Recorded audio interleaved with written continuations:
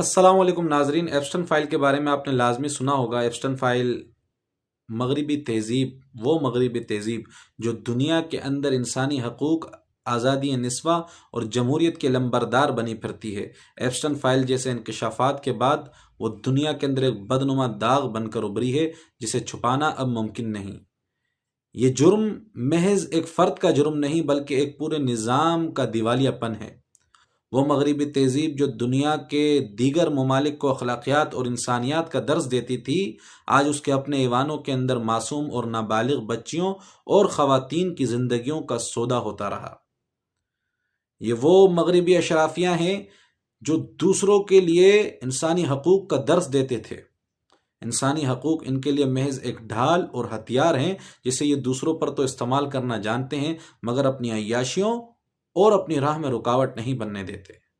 ناظرین، مغربی تہذیب مادیت پرستی کی اس انتہا پر پہنچ چکی ہے، اس انتہا پر پہنچ چکی ہے جہاں پیسہ ہر جرم کو خیرات کی شکل میں، خیرات کے پردے میں چھپا دیتا ہے۔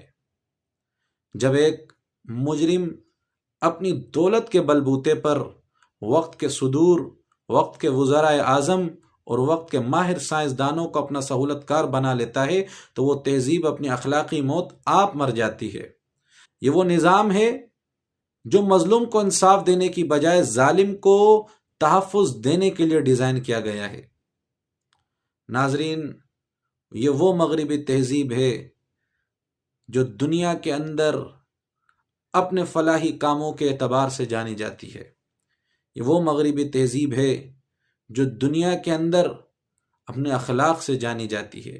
یہ وہ مغربی تہذیب کے علمبردار ہیں، سربراہان ہیں، سیاستدان ہیں اور وزراء ہیں جو دنیا کے اندر ایک نمونے کے طور پر جانی جاتی ہیں۔ ہمیں تو دکھ ہوتا ہے ان افراد پر، ان لوگوں پر جو مغربی تہذیب کو صرف اس لیے پروموٹ کرتے ہیں کہ مغربی تہذیب انسانی حقوق کی علمبردار ہے اور انسانیت کی ہمدرد ہے۔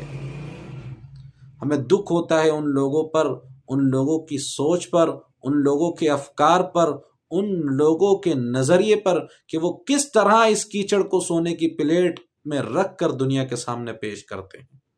یہ وہ مغربی تہذیب جو دنیا کے اندر اس وقت کہیں منہ دکھانے کے قابل نہ رہی، یہ وہ ایپسٹن فائلز ہیں جس کے انکشافات کے بعد مغربی تہذیب اور مغربی جو چمکتی جمکتی مغربی تہذیب ہے اس کے چہرے سے اخلاقیات کا نقاب اتار دیا گیا ہے۔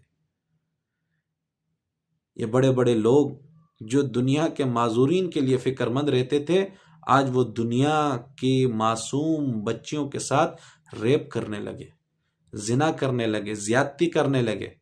وہ کہاں سے انسانی حقوق کے علمبردار ہو سکتے ہیں؟ بس ہم زیادہ اس کیس کو اس لیے بھی نہیں ڈسکس کر رہے کہ ابھی یہ کیس زیر سماعت ہے، ابھی بہت سی چیزیں سامنے آنا باقی ہیں اور بہت سی چیزیں سامنے آ چکی ہیں۔ یہ ان لوگوں کے لیے مشعل راہ ہیں جو مغربی ایجنڈے کو پروموٹ کر رہے ہیں بغیر سوچے سمجھے۔